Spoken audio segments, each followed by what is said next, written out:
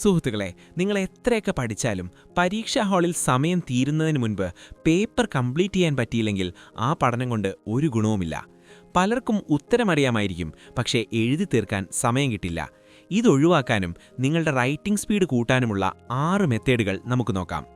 Point 1. Ball pen മാത്രം ഉപയോഗിക്കുക. പലരും ഭംഗിക്ക് വേണ്ടി ജെൽ പെൻ ഉപയോഗിക്കാറുണ്ട്. എന്നാൽ ജെൽ പെൻ നിങ്ങളുടെ സ്പീഡ് കുറയ്ക്കും. പരീക്ഷയ്ക്ക് എപ്പോഴും ബോൾ പെൻ ഉപയോഗിക്കുക.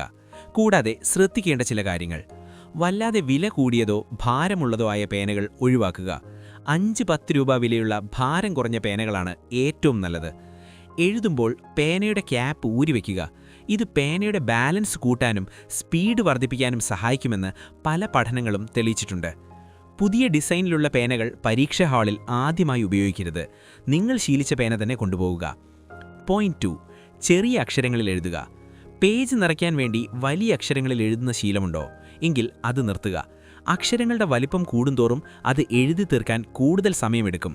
അതുകൊണ്ട് അക്ഷരങ്ങൾ കുറച്ച് ചെറുതാക്കുക, പക്ഷേ അത് ടീച്ചർക്ക് വായിക്കാൻ പറ്റുന്ന രീതിയിലായിരിക്കണം. പോയിന്റ് 3. പോയിന്റുകളായി എഴുതുക.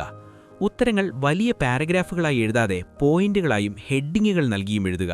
ഇങ്ങനെ ചെയ്യുമ്പോൾ വലിയ ഉത്തരങ്ങൾ ചെറിയ ഭാഗങ്ങളായി വിഭജിക്കപ്പെടുകയും വേഗത്തിൽ ചിന്തിച്ചെഴുതാനും നിങ്ങൾക്ക് സാധിക്കുകയും ചെയ്യും. പോയിന്റ് 4. ദിവസവും പ്രാക്ടീസ് ചെയ്യുക. പ്രാക്ടീസ് ഇല്ലാതെ ഒന്നും നേടാൻ കഴിയില്ല.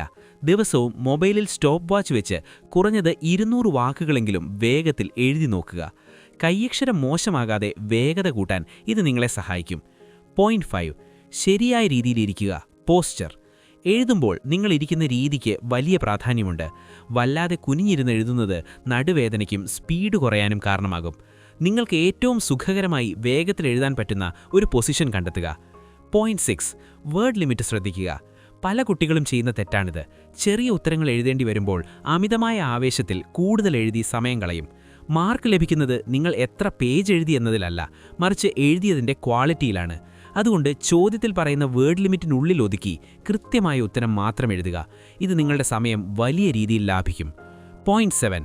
എഴുതുന്നതിന് മുൻപ് പ്ലാൻ ചെയ്യുക.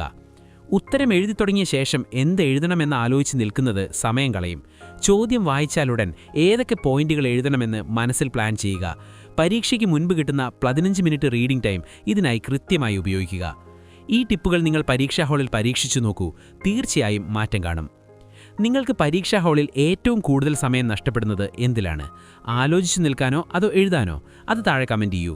വീഡിയോ ഇഷ്ടപ്പെട്ടെങ്കിൽ ലൈക്ക് ചെയ്യുക, കൂട്ടുകാർക്ക് ഷെയർ ചെയ്യുക. ഇതുപോലുള്ള കൂടുതൽ സ്റ്റഡി ഹാക്കുകൾക്കായി നമ്മുടെ ചാനൽ ഇപ്പോൾ തന്നെ സബ്സ്ക്രൈബ് ചെയ്യുക. പരീക്ഷകൾക്ക് എല്ലാവർക്കും ആശംസകൾ.